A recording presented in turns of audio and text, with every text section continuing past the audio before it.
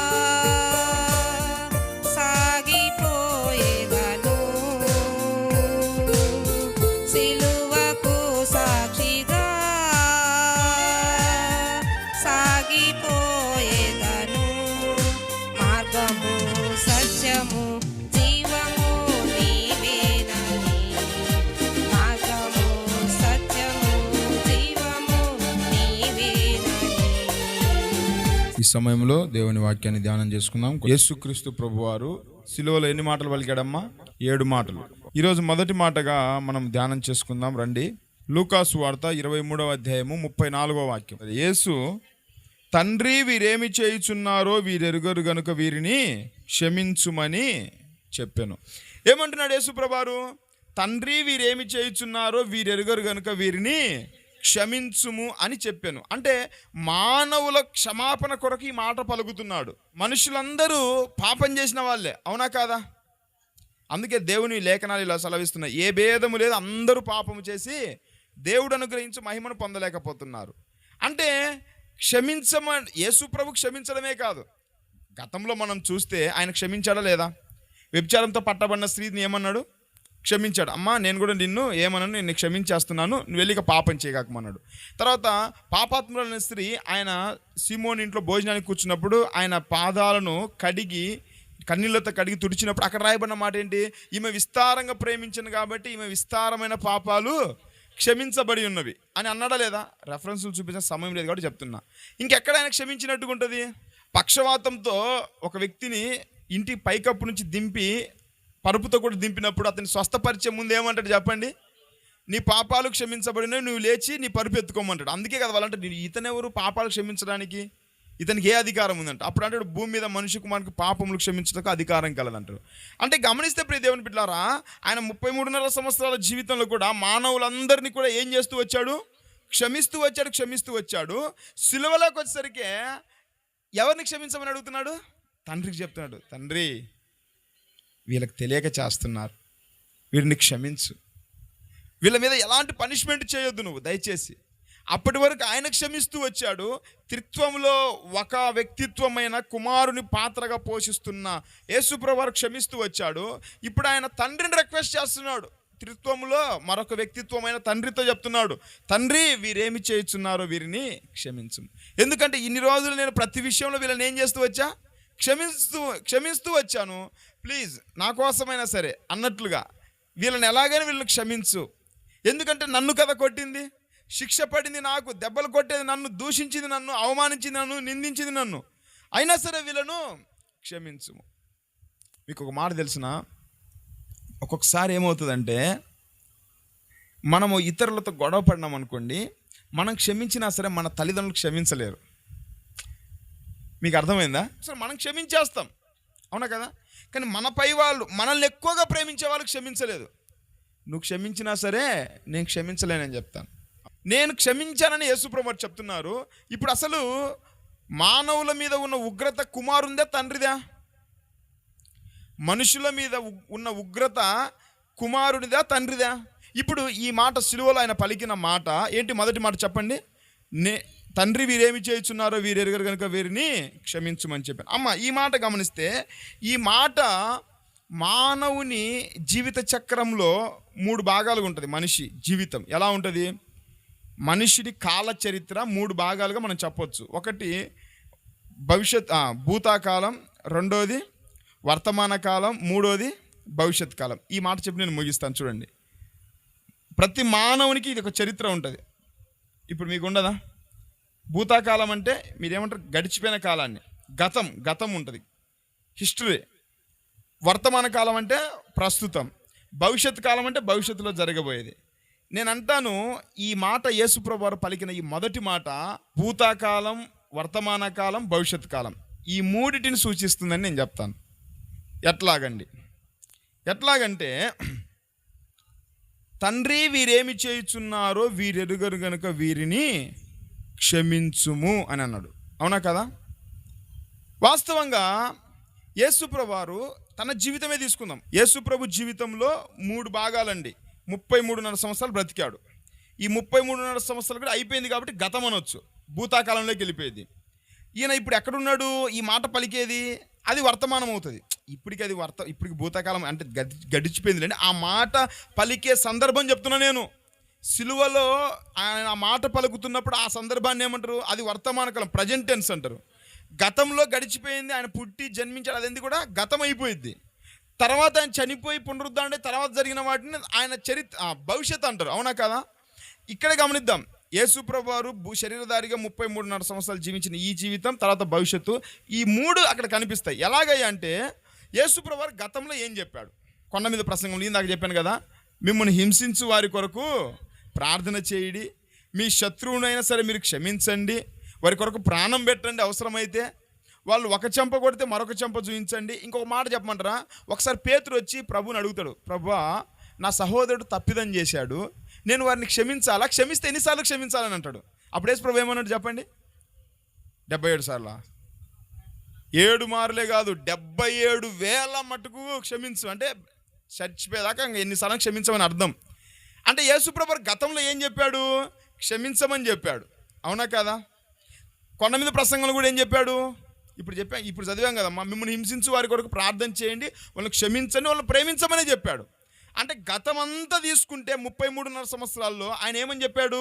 క్షమించండి, క్షమించాడు, క్షమిస్తూనే వచ్చాడు. ఇందాక చెప్పుకున్నట్లుగా సమరయ స్త్రీని క్షమించాడు, వ్యభిచారంతో పట్టబడి ఉన్న స్త్రీని కూడా క్షమించాడు, అందరు రాళ్లతో కొట్టడానికి ప్రయత్నించిన కానీ. తర్వాత పాపాత్ములైన స్త్రీని క్షమించాడు, పక్షవాతంతో ఉన్నవాడిని క్షమించాడు. పేతురు వచ్చి ప్రశ్నించినప్పుడు నేను క్షమించాలా వీళ్ళని లేదంటే 77,000 మటుకనే క్షమించమని చెప్పాడు. ఇప్పుడు ప్రజెంట్ సిలువలో మనం తీసుకుంటే యేసుప్రభు వారు గతంలో ఆయన చెప్పింది సిలువలో ఏం చేశాడు చెప్పండి? నెరవేర్చాడు. తన 33.5 సంవత్సరాల జీవితంలో క్షమించుమని బోధిస్తూ వచ్చాడు ఎక్కువగా. సరే, కొన్ని చోట్ల పాపాత్మను క్షమించాడు. పేతురుతో ఏం చెప్పాడు? 77,000 మటుకు క్షమించమన్నాడు. కొండ మీద ప్రసంగంలో కూడా క్షమించండి, క్షమించండి, ప్రేమించండి అని చెప్పాడు. ఉదాహరణకు నేను అంటాను, ఆయన బోధలన్నీ అవి చేసి సిలువలో ఆయన దెబ్బలు ఎన్ని రక్తం కారుతా ఉంటే వీళ్ళు ఎంత దుర్మార్గులు రా, నేను వీళ్ళని ఇంత ప్రేమించినా సరే వీళ్ళు నన్ను ఇంత హింసిస్తున్నారు, తండ్రి వీళ్ళని అసలు శిక్షించు, వీళ్ళని క్షమించలేనని ఒక మాట పలికాడు అనుకోండి, పక్కనున్న వాళ్ళు ఏమంటారు తెలుసునా? వరి అన్ని ఒట్టి మాటలు చెప్పాడు రా, అక్కడ మాత్రం క్షమించండి, క్షమించండి, వాళ్ళ కొరకు ప్రాణం పెట్టమన్నాడు, మరి ఈయన ఇక్కడ దూషిస్తూ ఉన్నాడు మమ్మల్ని అని అనుకుంటారా లేదా? తన దగ్గరికి వచ్చేసరికి ఈయన క్షమించే మనస్తత్వం లేదని అనుకుంటారా లేదా?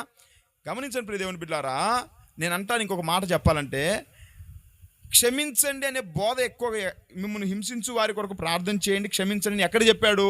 కొండ మీద ప్రసంగంలో చెప్పాడు. ఆ కొండ మీద చెప్పిన ఆ మాటలు ఈ కొండ మీద, కలువరి కొండ మీద ఆయన నెరవేర్చాడు. అర్థమైందా? ఆ కొండ మీద ప్రసంగములో మిమ్మల్ని హింసించు వారి కొరకు ప్రార్థన చేయండి, క్షమించండి, మీరు మీ పరలోకపు తండ్రికి మీరు కుమారులైనట్టు వారి కొరకు ప్రార్థించని చెప్పిన ఆ యేసు ప్రభువారు అది గతమని తీసుకుంటే, ప్రస్తుతం కలువరి కొండ మీద ఆయన కనపొస్తున్నాడు. ఆ కొండ మీద చెప్పబడిన ఆ మాటలు సిలువలో కలువరి కొండ మీద ఆయన నెరవేర్చాడు. అంటే గతకాలం భూతకాలం వచ్చినట్లు ప్రస్తుతం వర్తమాన కాలంలో దాన్ని నెరవేరుస్తున్నాడు. ఆ మాట, తండ్రి వీరేమి చేస్తున్నారు, వీరు ఎరుగరు కనుక వీరిని క్షమించమన్నాడు. మరి భవిష్యత్తు ఏంటయ్యా అంటే, భవిష్యత్తు ఉందా లేదా ఈ మాటకు? యేసు ప్రభు వారు చనిపోయి పునరుద్ధరణైనా సరే, ఆయన ఒకవేళ ఈ లోకం చెల్లిపోయినా సరే, ఆ మాట మాత్రం గతించిపోలేదు, భవిష్యత్తులో కూడా ఉపయోగపడింది. ఎక్కడ ఉపయోగపడింది మీరు చెప్పండి?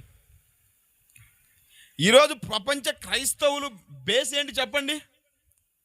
ఈరోజు ప్రపంచ క్రైస్తవులు మనం దేని మీద ఆధారపడినామమ్మా? మెయిన్ ఈ మాటనే. అరే ఇప్పుడు ఇన్ని గొడవలు జరుగుతున్నా ఈరోజు మన వాళ్ళు ఎందుకు కాంప్రమైజ్ అవుతున్నారు? చేతగాకనా? లేదంటే పక్కకి వెళ్ళిపోయి ఇంకా మన వాళ్ళు చెప్పే ప్రతి మాట ఇదే. ఎవరైనా పాస్టర్ గారు దాడి చేస్తే వెంటనే మనం ఏం చేయలేకపోతున్నాం. ఎందుకు? నేను అంటాను, యేసు ప్రభు వారు మన కాళ్ళు చేతులన్నీ ఈ ఒక్క మాట కట్టి బంధించి పక్కన పెట్టేశాడు.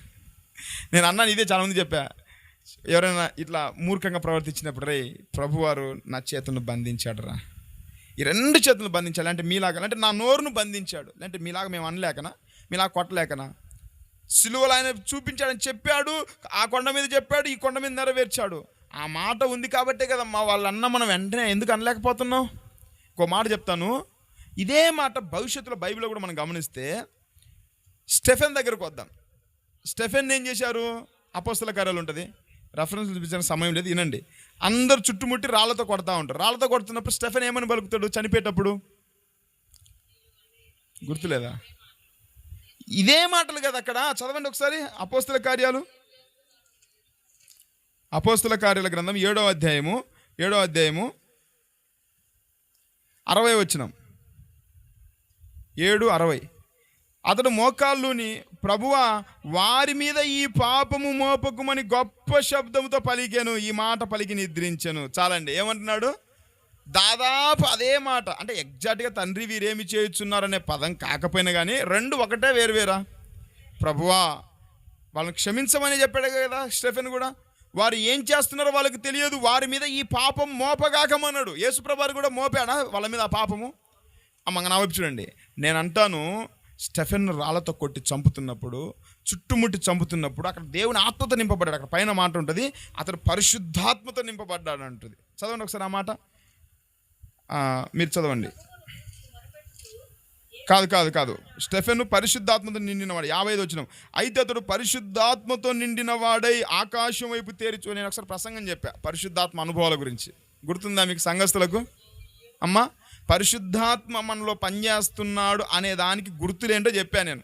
ఒక వ్యక్తి పరిశుద్ధాత్మతో నింపబడ్డాడు అనే దానికి గుర్తులు స్పష్టంగా చెప్పి ఇక్కడ పౌలు గారు, ఇక్కడ స్టెఫెన్ గారు పరిశుద్ధాత్మతో నింపబడినప్పుడు 5 మాటలు చెప్పాను. వాటిలో ఒక మాట ఏంటంటే, చివరి మాట, పరిశుద్ధాత్మతో నింపబడినవాడు ఎలా ఉంటాడు అంటే, అమ్మ వినండి, పరిశుద్ధాత్మతో నింపబడినవాడు స్టెఫెన్ ముందేముంది? మరణం ఉంది. స్టెఫెన్ ముందు భయంకరమైన చిత్రహింసలు పెట్టే మరణం, రాళ్లతో కొట్టి రెడీగా ఉన్నారు. ఆయనలో హోలీ స్పిరిట్ ఉంది కాబట్టి మరణానికి కూడా భయపడలేదు. అంటే పరిశుద్ధాత్మతో నింపబడిన వ్యక్తి దేనికి భయపడ్డు? మరణం ఎదుట కూడా ఓడిపోడు. అది పరిశుద్ధాత్మ అనుభవం అంటే. నీలో నిజంగా దేవుని ఆత్మ ఉంటే చిన్న చిన్న వాటికి నువ్వు కృంగిపోవు. నీలో పరిశుద్ధాత్మ శక్తి నీలో పొందుకుంటే చావునైనా సరే నువ్వు ఈజీగా జయిస్తావు. అవునా కదా? సరే, ఆ మాట చూద్దాం. ఇప్పుడు నేను అంటాను, స్టెఫెన్ చుట్టూ రాళ్లతో కొట్టి చంపుతున్నప్పుడు బహుశా స్టెఫెన్ ఇలా అనుకుంటాడు. స్టెఫెన్కి ఏం గుర్తొచ్చింటుంది అంటే, ఆ సందర్భంలో యేసు ప్రభు సిలువే గుర్తొచ్చింటుంది. యేసు ప్రభు సిలువలో మొదటి మాటే గుర్తొచ్చింటుంది బహుశా, ఖచ్చితంగా. అవునా కదా? అప్పుడు స్టెఫెన్ ఇలా అనుకుండొచ్చు, అరే ఈరోజు వీళ్ళు నన్ను రాళ్లతో కొట్టి 1 గంటలోనే చంపుతున్నారు, చస్తే చావని. ఆ రోజు కల్వరి సిలువ మీద ఆ ప్రభువారు నా కొరకు భయంకరమైన హింసలు అనుభవించాడు. మరి ఆయన ఏం చేశాడు? ఆ రోజు తను కొట్టిన వారిని మళ్ళీ తిరిగి కొట్టమని చెప్పాడా?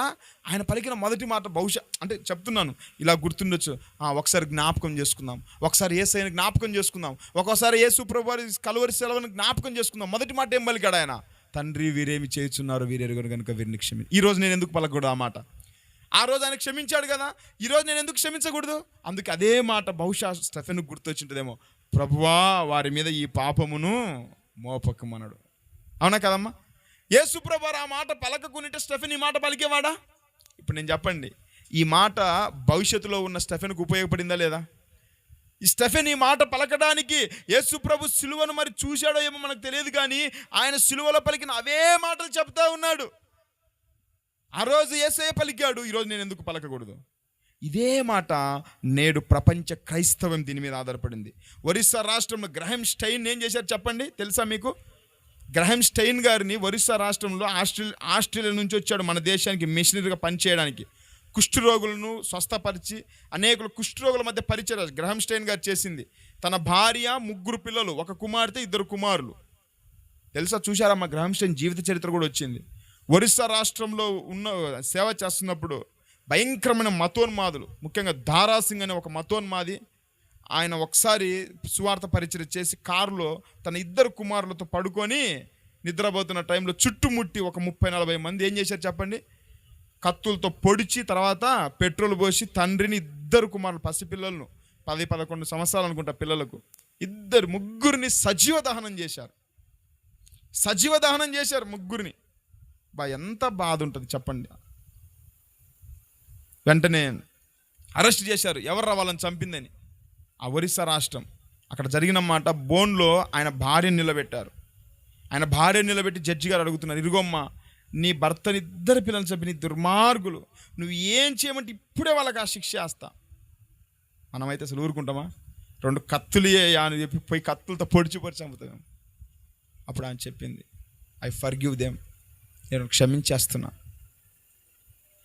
నేను వాళ్ళని క్షమిస్తున్నాను, వాళ్ళని విడిచిపెట్టాను. అసలు ఆమె ఎలా పలికింది ఆ మాట? యూట్యూబ్ కొట్టి చూడండి, యూట్యూబ్లో ఉంది, లైవ్లో ఉంది ఆ మాట. గ్రహం స్టెయిన్ భార్య అంటే ఆమె ఇంగ్లీష్లో చెప్తా ఉంటుంది, నా ప్రభు క్షమించాడు, ఈరోజు నేను కూడా క్షమిస్తున్నాను, నేను క్షమించేస్తున్నాను అన్నది. ఈమెకు మాదిరి ఎవరు? ఏ మాట గుర్తొచ్చింటే చెప్పండి?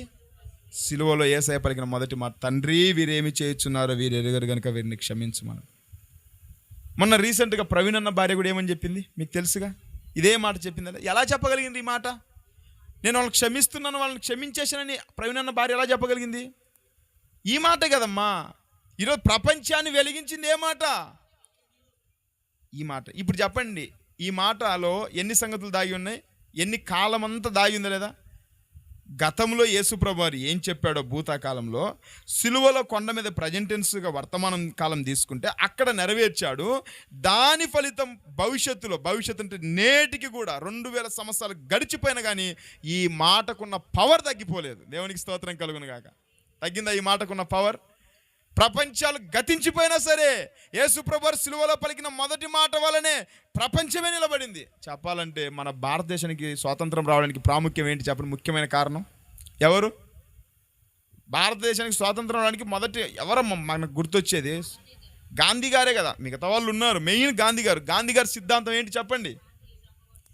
శాంతి సమాధానం. డైరెక్ట్ ఈ చంప కొడితే ఈ చంప చూపించమన్నాడు కదా. ఎక్కడ చెప్పాడు యేసుప్రభు వారు? బైబిల్లో చూపించి నెరవేర్చాడు.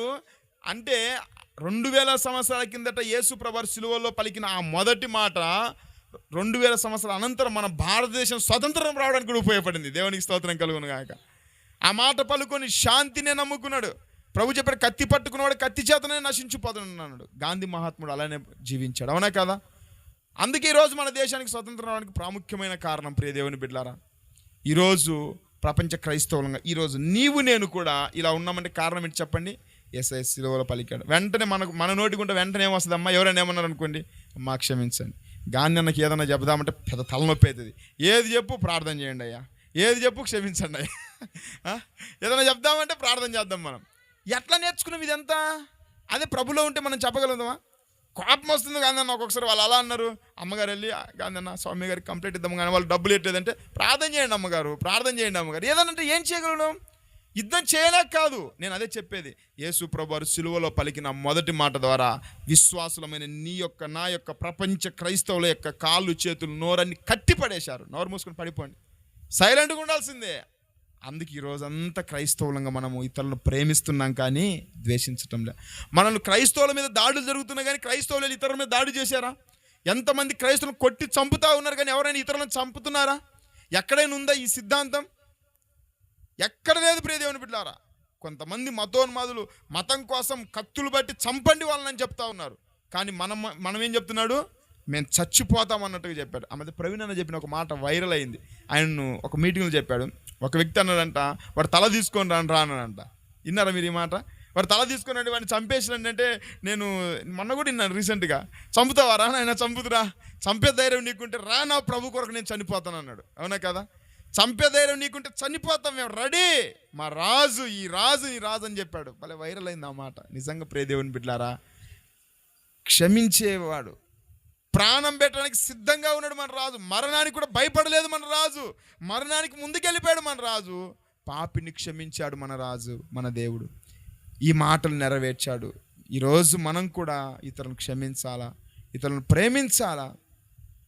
అయితే అలా అని చెప్పేసి దేవుడు మనం విడిచిపెట్టాడు. మన పక్షాన యుద్ధము ఆయనే చేస్తాడు. అది వేరే సంగతి, ఆయన చూసుకుంటాడు. కాబట్టి ప్రియ దేవుని బిడ్డలారా, యేసు ప్రభు సిలువలో పలికిన మొదటి మాట ఏంటి చెప్పండి?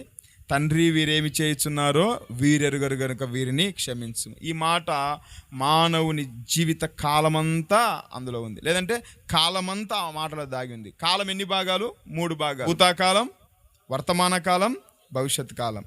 ఓకేనా? Past tense, present tense, future tense. Yesu ప్రభు జీవిత చరిత్రను తీసుకున్నప్పుడు పాస్ట్ టెన్స్లో అంటే గతంలో ఏం చెప్పాడు ఆయన? క్షమించండి మిమ్మల్ని హింసించు వారి కొరకు ప్రాణం పెట్టమని చెప్పాడు. ప్రజెంట్ టెన్స్ అంటే సిలువలో ఆయన ప్రజెంట్ టెన్స్ని తీసుకుంటే అక్కడ ఏం చేశాడు?